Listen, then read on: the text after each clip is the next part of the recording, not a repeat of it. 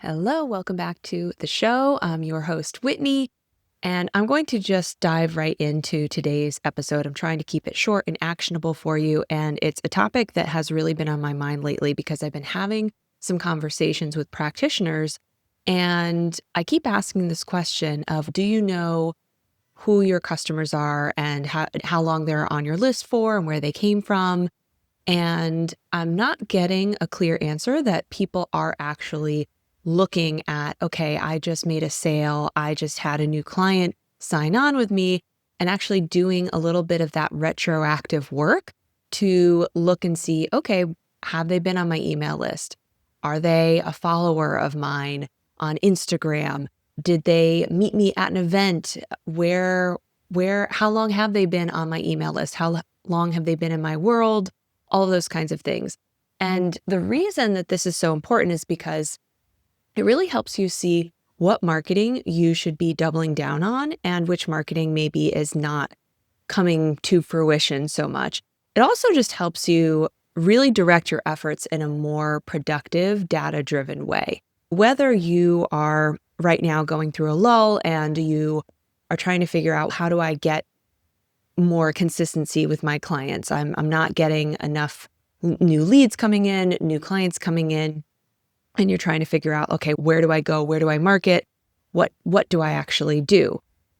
You go to the data and you look to see, where did your prior customers come from, so you can maybe dive into those efforts a little bit more.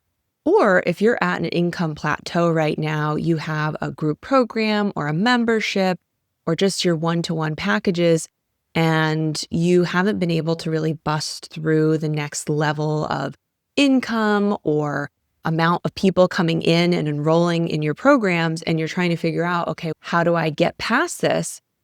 But you haven't yet looked at, what are the demographics? What's the profile of your existing customers?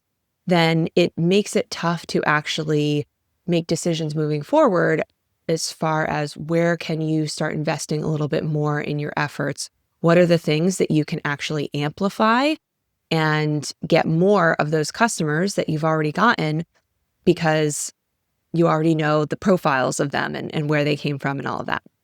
So just to put it in really clear perspective, next steps and all of that, all you need to do is take, depending on how many clients you get and customers you get in any given period, but I would say the last 3 months or the last 6 months, just list all of those customers on a spreadsheet, and then go and list down make some columns. And the kinds of things that I would be looking at is, if you're doing email marketing, which you've heard me talking about funnels lately a whole lot. I'm a big proponent of email marketing. I just had a client actually share that she did a promotion to her email list over the weekend and made some sales. So having your email list there and nurturing it and actually emailing people and keeping engaged with them can be so valuable. And then it's also a really great source of data. And so one thing that has been helpful for me when I have been doing my launches and launching my programs is knowing how long people need to be on my email list before they are ready to actually say yes and move forward with me. Also, I can see how many times they've engaged with a launch that I've done, because I have tags I use Kit.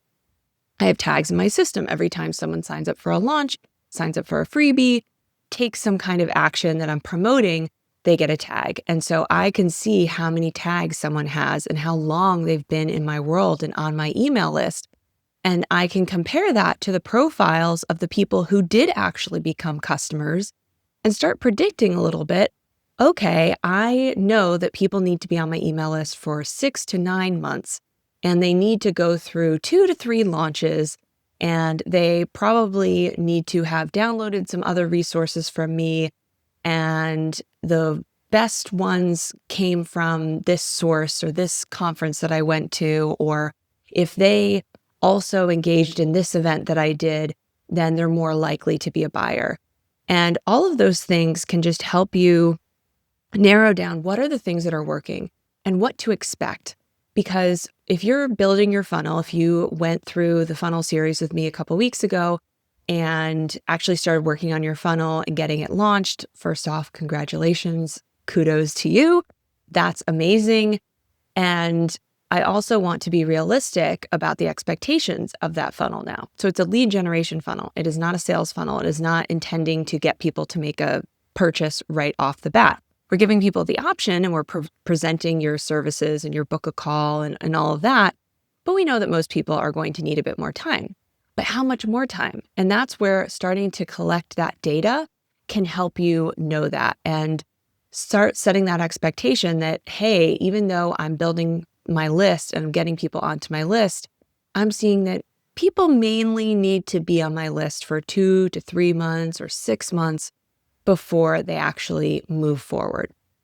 One thing I will say just on that email marketing side of things and caveat that a little bit is that if you are not emailing your list regularly, if you are not promoting your services and actually offering your services to people regularly, then that 6 months is probably going to be more like a year or 2 years because they're not hearing from you enough. You're not putting your offer and your services in front of people enough for them to be continually thinking about it, maybe overcoming new objections, hearing from you, building that relationship, in addition to getting value from you and all of that. So I would say when you're looking at those things, it means that you've been emailing people and you have an active list and all of that. So email marketing is definitely something to be doing and focusing on. But there's lots of other sources and data points that you can be collecting aside from the amount of time that they've been on your email list. You can also be looking to see what referral source those people came from. What's the age range? What's the typical age range? If you work with clients where maybe they need some other person to be involved in the decision, you can make a note of that. Was the person who booked the call the primary decision maker, or was it someone who needed to pull someone into the decision, so that you can start preparing more for those conversations and just learning about, okay, these successful sales, these successful conversions that I've had, who are those people? What is the profile of those people? And how can I get more of those people? And how can I direct my marketing efforts and my messaging and where I'm showing up to just get more of that? So if you found that, oh my gosh, over the last 6 months, I went to this conference or this expo or this talk that I gave, and 50% of the clients that have come in came from that expo, that sounds like that should be a thing you do more often. Maybe there's other expos or workshops or events that you can do in your community, or it's just something that the next year when it comes around, you definitely want to raise your hand and say yes and prepare for it and see how you can even amplify your efforts there. So it's all about just studying, okay, what did those successful clients look like? And then how you can do more of that. So that's the big thing that I want all of you to do, regardless of where you are in your business, because this is helpful for anyone, is just know who your buyers are. And there's a lot of AI tools out there these days. I don't know. I thought through, I'm like, could this be automated? I think this is a manual process because you're pulling this information from lots of different places and you may have missing info and all of that. And I really want you to also make this specific to you. So everyone is going to have different data points and different things about their customers that are unique and interesting. And so I think even just the aspect of going back and looking at your customers with this lens, you might start finding and seeing some similarities that you actually are like, okay, I need to actually have a column on my spreadsheet for this because I'm seeing that 3 of the last people had something in this category. And now I want to be seeing if that plays out across more of the customers that I keep profiling. So you're going to just have that spreadsheet, you're going to have your columns, you're going to fill that in based on every person, and then you're just going to look at it. That's after you've collected the data, then you could throw that into Claude, for example. Maybe you could take the names away if you want so that you're not putting client names and it's anonymized data and all of that. Throw that into Claude and say, what are some trends you're seeing?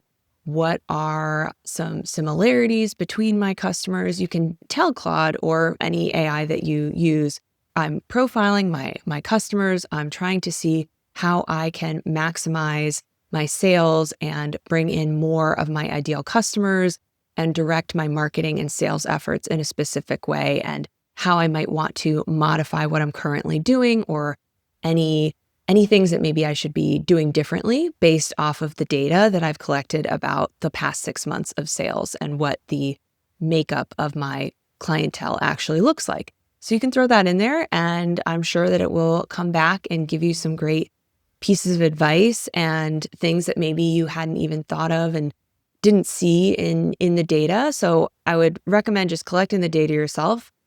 Look at it yourself, but then you could use the AI to also summarize it. Another thing that I would recommend too is when you are doing any kind of sale or promotion or little launch to your group, to your email list, to your audience, is to do a debrief.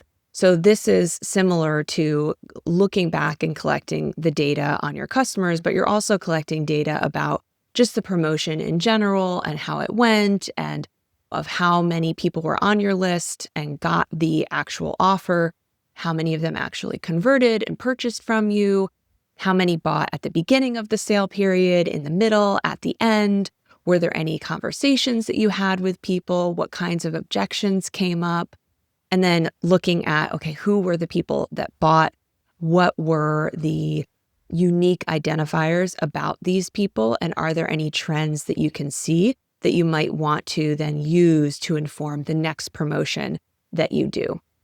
And so for that, doing a debrief, I actually have a resource for you. It's just a free debrief template. It is mainly for launches and promotions. And so you'll see in there that it's talking about a launch list, which is basically just the amount of people that opted into your launch. So if you're doing a free challenge, you're hosting a webinar, you're doing a boot camp, people that raised their hand and actually signed up for that activity, that is your launch list, versus your regular email list, which is all of the people that are on your email list. So some of those terms in there are specific to launches. I've got, if you had affiliates, affiliate revenue payouts and things like that. Anything that doesn't apply to you, feel free to ignore it. If you do have more questions about filling out the debrief, let me know, and I can do a follow-up episode just walking through how to fill out all of the data and how to actually interpret the data. So send me a message on Instagram at Whitney Bateson, or shoot me an email. info@whitneybateson.com is a good one to use. But you can go to whitneybateson.com/debrief. So DEBRIEF debrief, to get that template and download that. It's just a Google Doc that you can download and fill out. Not too much time, but it can really give you a lot of insights into what worked, what didn't, what you would change for the future. And I actually have spots for each of those reflections at the bottom, because I think that's the other piece. And we do debriefs at the end of our launches too. We collect the data and then we just give our gut check, our more subjective, qualitative view of, okay, what did feel right? What did we see? What did we think? So the data is there to support those conclusions that we're making. So that's it. I'm keeping this episode short. I really want you to go and actually do this today. Go and collect some data, even if it's just for a few customers. Just start there.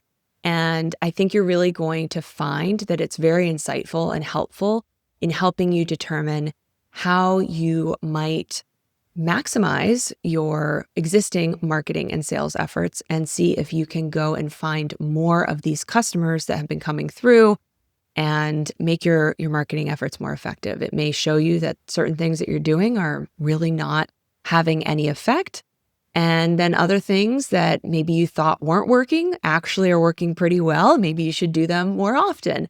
So I think as business owners, we're so focused on what's the next thing and having to continue to move forward and do new stuff and all of that. And the reflection, the retroactive data collection and distillation of that information is something that we sometimes skip. I'm definitely guilty of that as well. But especially now, I know for so many of us, business is just very different than it used to be with AI coming out and the economy and just the state of the world. I know so many of us, things are just not how they used to be.